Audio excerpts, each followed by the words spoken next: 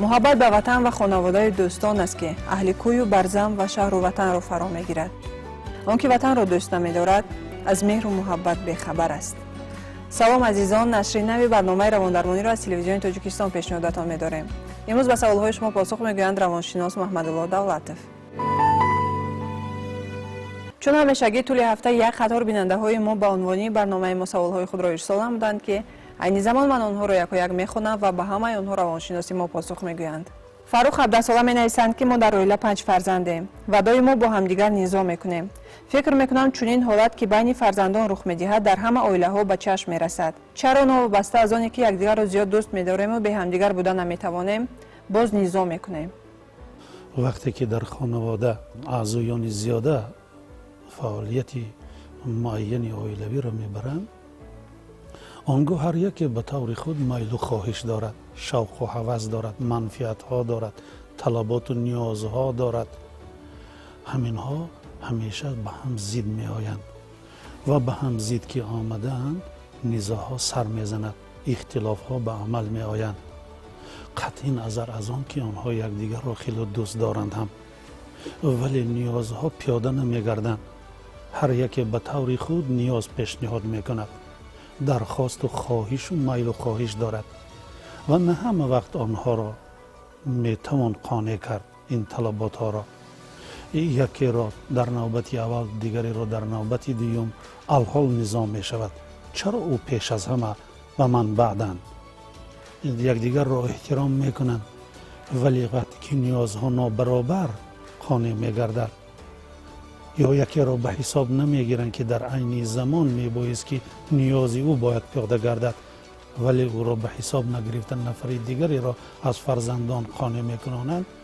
خانه‌ها در وجود همین نفر فرزند الحال اختلاف باطنی پیدا می شود و او مناسبتش الحال را تغییر می یابد به هم دیگر.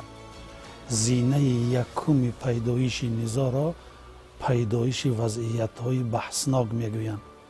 یعنی چی مسئله قانع نشده ایستاده است که بحث را به وجود می آورد؟ بحث را در بین فرزندان به وجود می آورد. بحث برای چیزی، ابیکتی بحث یا پردمیتی بحث را باید معین کردن ضرور است که چرا فرزندان به همدیگر نهایت احترام داشتند، دوستان با هم، ولی امروز اختلاف دارند. باید پردمیت بحث را کلانهای خانواده، سروران خانواده که پیش از همه والدین هستند باید به حساب گیرند و نادیده نگیرند که این میتواند بسیار عمیق رود، چقر رود و به ضدیت‌های خیلی استوار دوامدار مبدل گردد. نادیده میگیرد و مسئله را به مجرای خود امکان میدهد که جاری شود.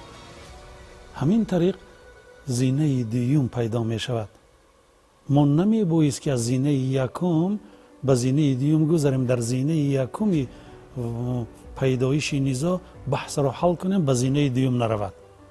ولی اگر نادیده گرفتیم که اونقدر مسئله نبود است که با اون دقت داد، توجه ظاهر کرد، آنگاه در زینه دوم پیدایش وضعیتی اختلافناکی یک پیدا می شود، باز مرکب می گردد و این وضعیت اختلافناک یک با وضعیت اختلافناک دو تبدیل می یابد. یعنی یکی دیگر را تولید می کند، مرکب می شود. در بین همین دو برادر یا برادر و خواهر که در خانواده به هم دیگر دوست بودند ولی پردمیت بحثی آنها را حل نکرد، کلان سال وضعیت اختلافناک 1 و 2 3 و 4 پیدا شد. در این زینه الحال روند معاشرت بین دو برادر قطع می یابد. اندک ناگپی پیدا می شود. با عباره خلقی قهریگی سر می شود. آنها با همدیگر ناگپ می شوند یا که اگر کم گپ می شوند و این خیلی عاقبت دارد و مناسبت خیلی ویران می کند و کار به درجه می رسد که ممکن که قهریگی و عموما ناگپ شوند و همین طریق این سلام علیک بین آنها به عمل نمی آید. یک فضای ناسالم را پیدا می کند. یک برادر طرف این برادرش را می گیرد، برادری دیگرش طرف دیگری برادرش را می گیرد و همین طریق یک نوع گروه بازی سر می زند و وقتی که اینها ناگپند نمی توانند به یکدیگر بگویند که یک کسی باید ما بین اینها درآید. شخصی سیوم باید درآید. یک برادر عاقل یا پدر و مادر حتما وارد شود، دخالت به مورد کنند که آنها را نشاید به این حال ماند وگرنه نسبت یکدیگر نفرت زیاد شدن میگیرد و یک لحظه فرا می رسد که یک چیز سبب می شود، یک عمل نامطلوبه که هیچ به پردمت بحث آنها مربوط نیست، علاقمند نیست، گفته می شود که و این که باطناً خیلی خشم و غضب زیاده را در خود داشتند رو می زند. همین زینه را زینه بهانه می گویند. یک بهانه ناچیزی که به پردمت بحث هیچ مناسبتی ندارد ولی امکان می دهد که همین غضب، همین قهر، همین آن ناگفتنهایی که یک مدت جمع شده بود بر روی یکدیگر در شکل‌های بسیار هم بی‌رحمانه، ظالمانه گفته شود. احترام بین آنها گم می شود و همین طریق نزاع، ظهورات نزاع سر می زند. نزاع در شکل دست به گریبان گرفتن، سخنهای ناسزا به یکدیگر گفتن و حتی دست برداشتن در شکل زورآوری و این خیلی مرکب است. برای همین ما همیشه تلقین میکنیم که ما باید در زینه اولین پیدایش نزاع، بحثی که بین دو برادر اگر در خانواده به وجود آید یا دو فرزند به وجود آید، والدین کلانسالان خانواده نادیده نگیرند، همانا عاقلانه قانع کردن میل و خواهش، شوق و هوس، طلبات و نیازهای فرزندان را به حساب گرفته همانا حل کنند تا که آنها نسبزند و به نزاعهای خیلی مرکب مبادل نگردند.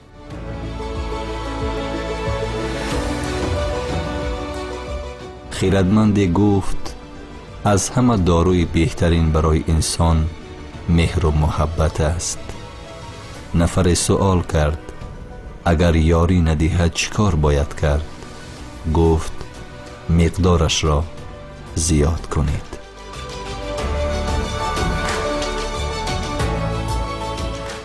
مظفر 52 ساله می نویسند که پسرانم نوابسته از آنی که سینشان به جای رسیده است تو صاحب یک چند فرزندند اما در جای فعالیت نمی کنند و درآمدی ندارند. کارشان روزی دراز خوردن و خفتن است. تا کنون کوشش کردم که آنها از چیز کمبودی نداشته باشند ولی خواطرم که در آینده چیکار میکرده باشند. من میپرسیدم از اون کس که تا به همین روز با چی کار مشغول بود آنها و شما چی کار کردید در اون که در این دوره سین و سالی آنها ناکاره شدن، طفیلی خور شدن، تیار خور شدن، مدامون زحمتکش نشدن. پس در اینجا کمبودی در خودی مظفر است که اینها را به این درجه که شرایط فراهم آورده داد و امروز آنها یگان هنری ندارند، یگان کسبی را از خود نکردند، به یگان مکتب عالی نرفتند، یگان علم هم نآموختند. پس کمبودی را در خودی همون عائله باید جز که باغبانی خوب نشده است و این خیلی عاقبت های ناگوار را دارد. بنابراین از خود کردن کسب و هنر، علم هر یک مورد و زمان خود را دارد و وقتی که از این مورد و زمان میگذرد من بعد از خود کردن آن خیلی دشوار میگردد. میبایست که پدر و مادر از ابتدا در از خود کردن کسب و هنر با آنها مصلحت میداد. عین زمان حال هم یک توصیه دیگر را با آنها میدادم.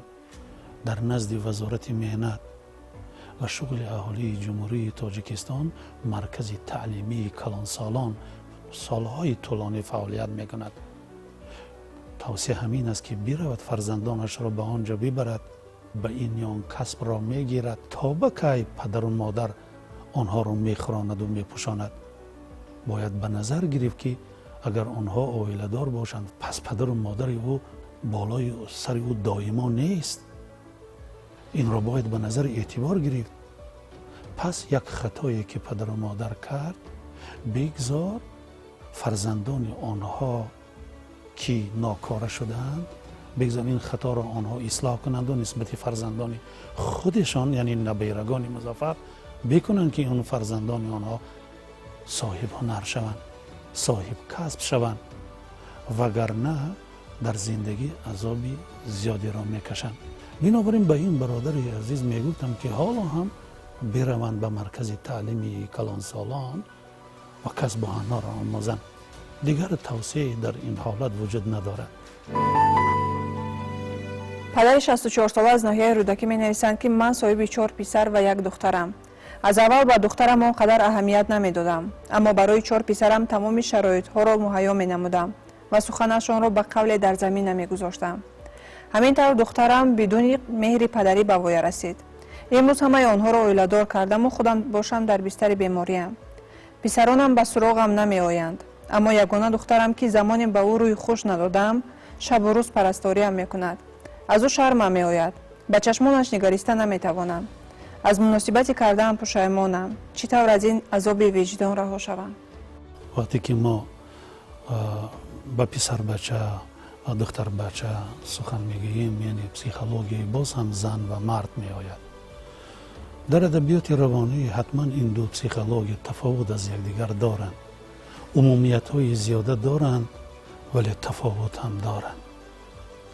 ترحم و شفقت هم در مرد هست و در زن هست، ولی درجات ظهوریابی رحم و شفقت و مهر و محبت در زن بیشتر مشاهده می شود. این را هیچ کس این کار کرده نمی تواند، ولی ما گفته نمی تونیم که در مرد نیست.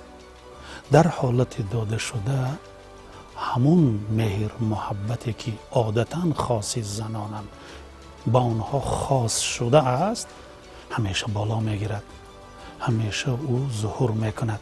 در دلخواه شرایط هایی که اگر نسبت مادر زن اگر با وجود آمده نباشد، این خصوصیت این خصلت والا در جایهای ضروری هرچند نسبتش اینقدر مناسبت های ناسزا شده باشند هم همیشه او ظهور می کند، همیشه او گرمی وجود دارد.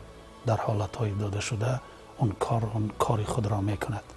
این دختره که او همیشه با همین زحمت خودش، مهنت خودش، شرایطی که خودش با وجود آورده بود، تشکل شخصیتش و پسیخولوژیش با وجود آمد، شکل گرفت. اکنون وقتی که به پسرها میگذاریم همه شرایط را داد و ولی متاسفانه عمل جوابی موافق را ندید. در دوران پیرانسالی یا در دوران بحران زندگی، در دورانی که او بیمار شده است، یک بحران معینی حیاتی است که یک سنجش است و او دید که از سنجش این فرزندان نگذشت و اگر این پدر به تاریخ حیات خودش باز یک نظر افکند و نظرم افکند، دید که خطا کرده است، شرایط های را داده است، شرایط های فراوان را مهیا کرد و این آدمانی شدند که چطوری که من در بالا گردم بدون زحمت زندگی کردن را یاد گرفتند. بنابراین در اینها ارزش های معین اخلاقی شکل نگرفت، اما در اون دختر شکل گرفت به مهنت و زحمت خودشان. وقتی که با مهر و محبت و غیر خصلت های انسانی طفیل مهنت کردن ها شکل میگیرد، نهایت استوار است. اما در این فرزندان شکل نگرفت. و این وقتی که انسان یک مهر و محبت را به کسی ظاهر میکند، در وجودش یک اثرگذرانی حسی گوارا به وجود می آید. او راحت میکند که من یک کار خیر را کردم. اما در این فرزندان این خیل اثرگذرانی حسی به وجود نآمده است و امروز برای وی واقعا پدر را رفته احترام کردن، عیادت او را کردن، این خیل اثرگذرانی حسی همچون تجربه در او وجود نداشت و امروز نمیکند. این خطای محض والدینند. ما امروز فقط یک این کس را مثال نمیگیریم، عموما به عائله ها نزدیک میشویم و آن والدینی که فرزندانش را در روحیه تربیه محنتی به پایان نمیرساند، خطای محض می شود. باغبانی خوب شدن ضرور.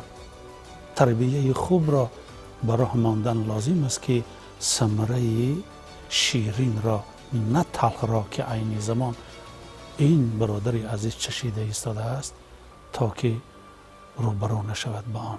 وقتی که انسان انتظار فرزند می شود، مادر در بطنش فرزند دارد در شکل جنین، آنگاه جنسیتش را نباید انتخاب کرد.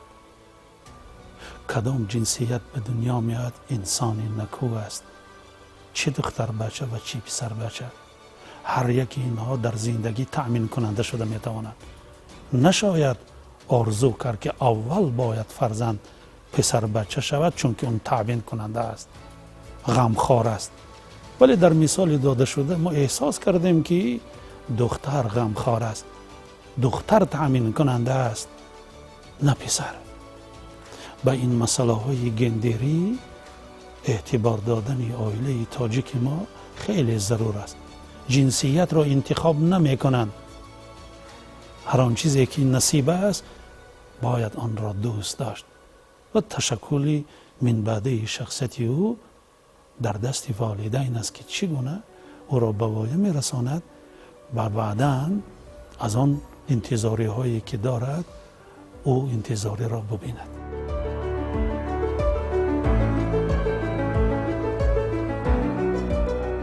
خدمت و احترام پدر و مادر را به جا بیاور. فرزندانت نیز با تو چنین رفتار خواهند کرد. با مردم با لحن شیرین سخن بگو، پاسخ آنان نیز شیرین خواهد بود. از بدی در حذر باش، بدی نیز به تو نخواهد رسید.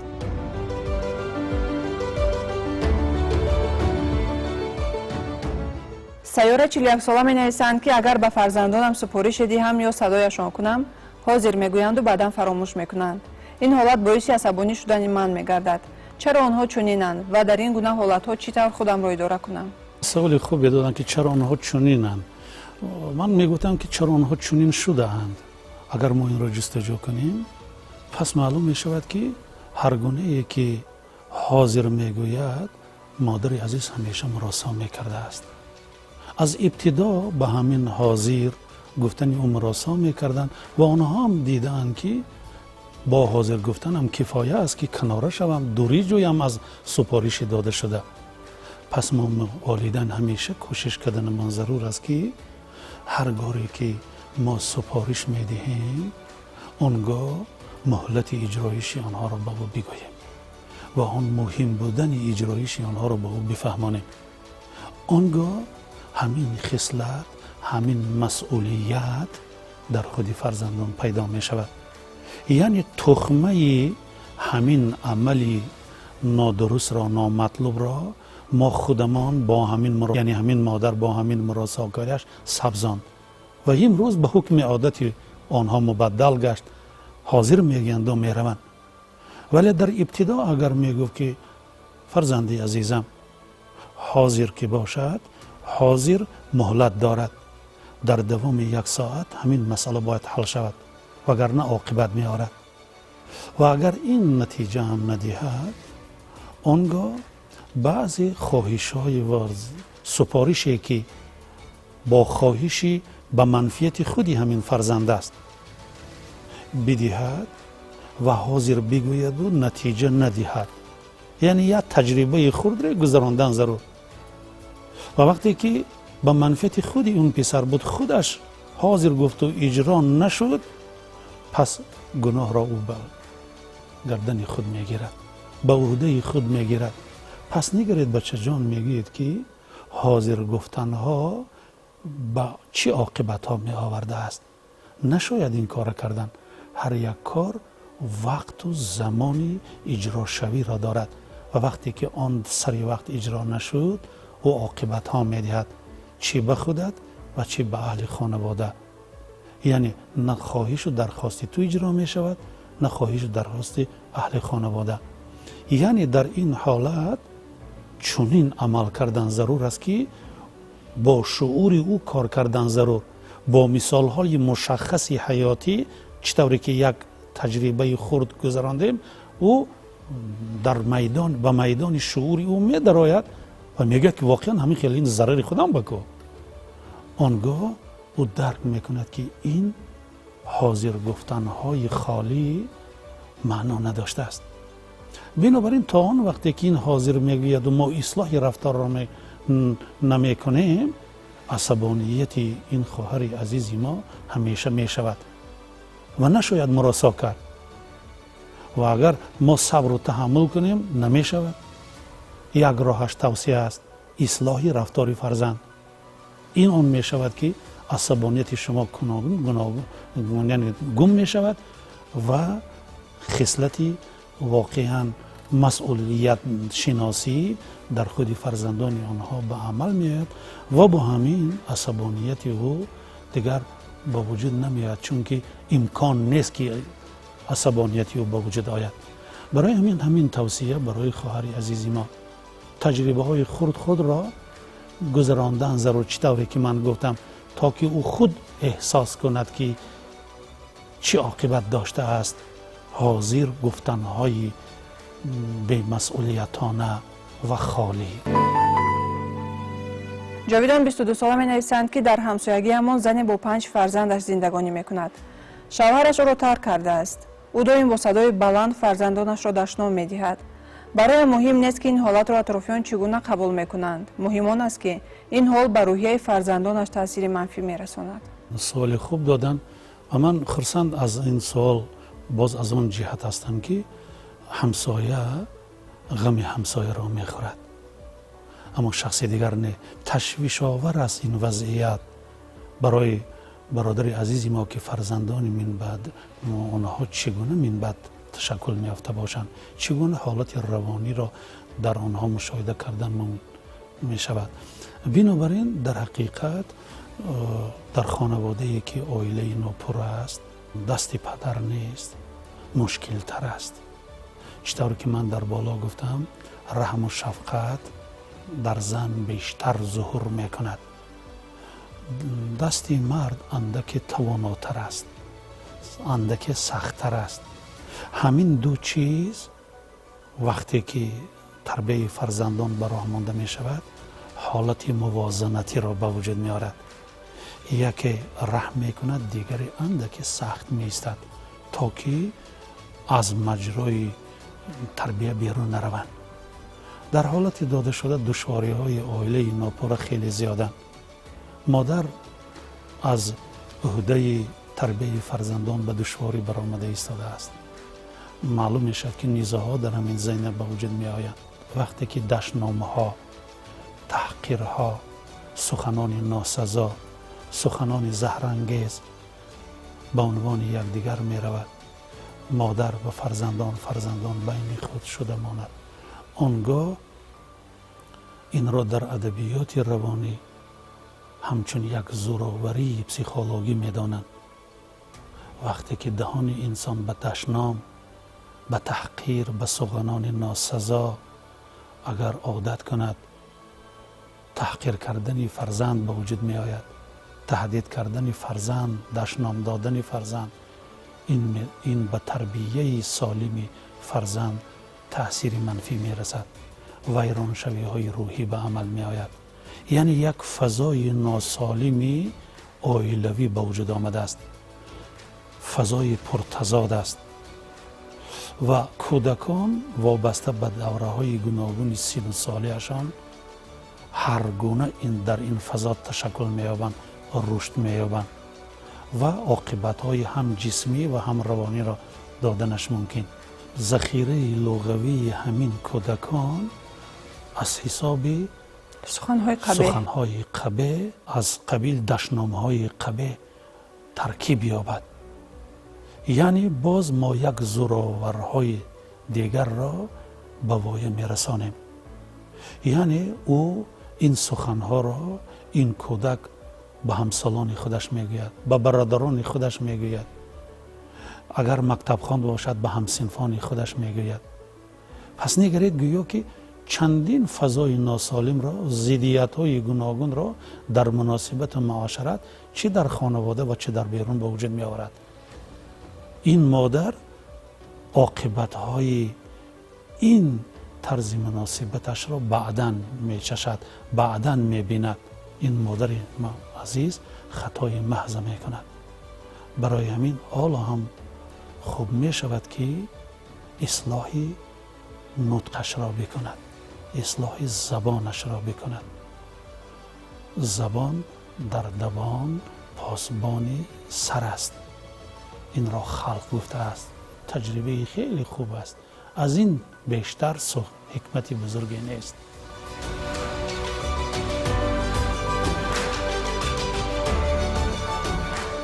مادر گل خانه است که با مهر و محبت خود به فرزندان خوشبوی ترین نکهت زندگی را انعام می نماید.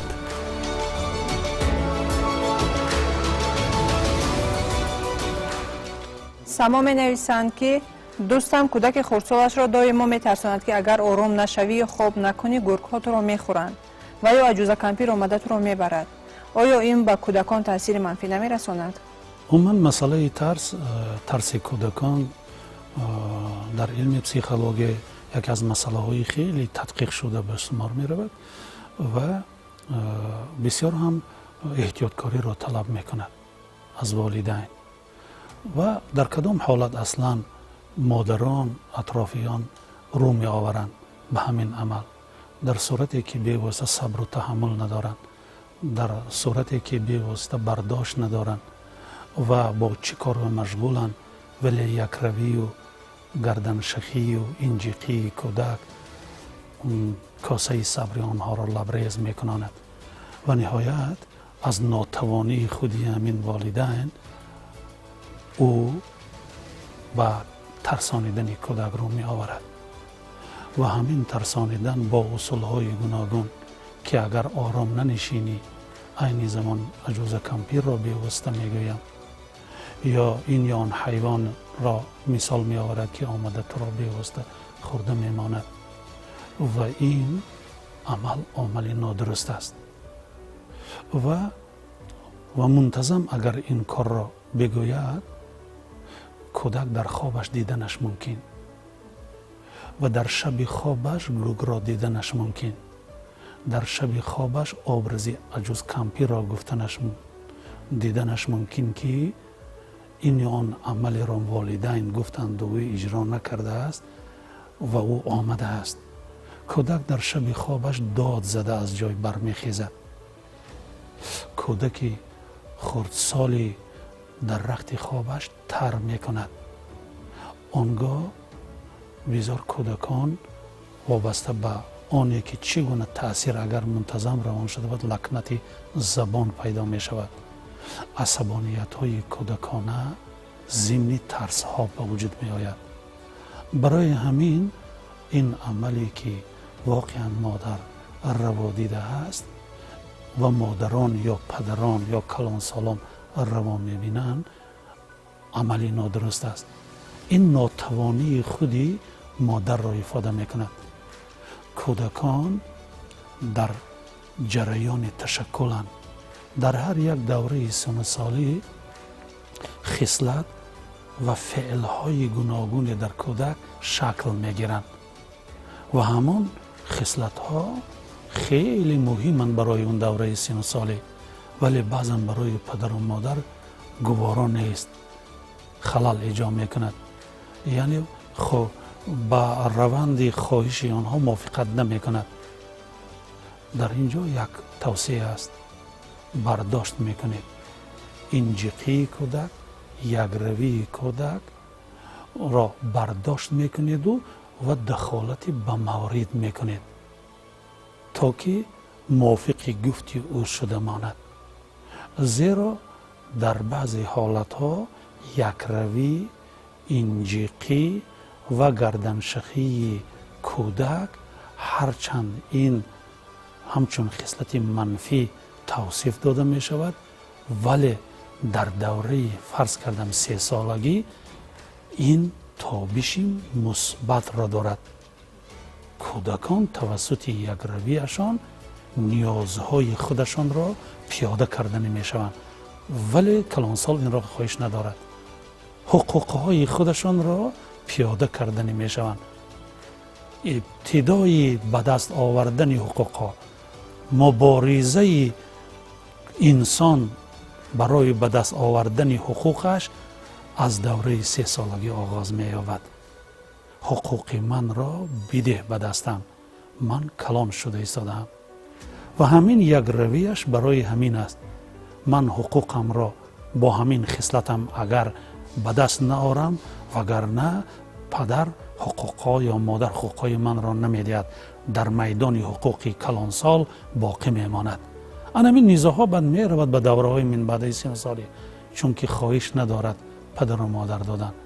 ما باید با در نظر داشت تغییریابی 30 سال فرزندانمان که خصلت های نو به نوی نو تشکیل به وجود می آیند، آنها را به حساب گیریم، برداشت کنیم، به نظر گیریم، اعتبار دهیم و تربیه را به راه مانیم.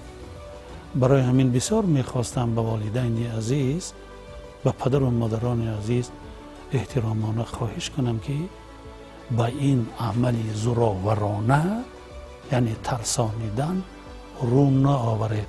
صبر و تحمل را استفاده برده به تربیه سالم فرزندان مشغول شوید. همین است توصیه من. بیننده های عزیز، یادآور می شویم که برنامه روان درمانی است و شما می توانید طول هفته سوال های خود را به پشت الکترونی یا تلفن های ما که هر لحظه روی اکران های شما نمودار می شوند روان نمایید. به همه سوال های شما روانشناسان ما حتما پاسخ می دهند. در پایان برنامه با بیننده های ما چی توصیه می دهید؟ همه اون نافهمی ها و خطاهایی که در حیات ما به وجود می آیند از نارسایی دانش ها هست. بنابراین رو به از خود کردن دانش آوردن ضرور است، زیرا دانش ها اینها یک نوع کلید اساسی کامیابی ها و موفقیت های ما و این چنین چراغ هدایت ما در همه حالت ها شده میمانند. اگر می خواهید از زندان به باغ خرم بروید، پس غم خود را یک سو گذاشته به یاری درمانده بیشتابید. این بود برنامه نوبتی روان درمانی. امروز به سوالهای شما پاسخ گفتند روانشناس محمدالله دولتف. نزدیکان خود را احتیاط کنید. تا دیدار دیگر، سلامت باشید.